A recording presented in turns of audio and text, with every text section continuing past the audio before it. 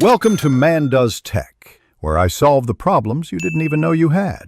You start by confirming both devices share the same Wi-Fi network and that the TV's HDMI casting device is powered. Once done, enable the TV input for the dongle or open the TV's built-in cast receiver.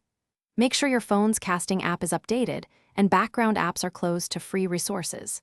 This reduces lag and prevents pairing failures. Next, open the app you'll cast from so you can initiate the connection in the following steps. You now open the app that supports casting and tap the cast icon to search for nearby receivers. This tells the app to look for the TV.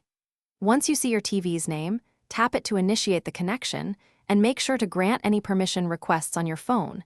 These are often needed to stream audio and video.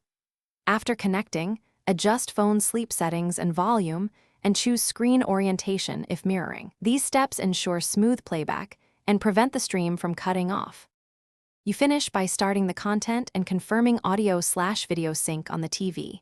If you're mirroring, tap full screen on the phone app to remove letterboxing.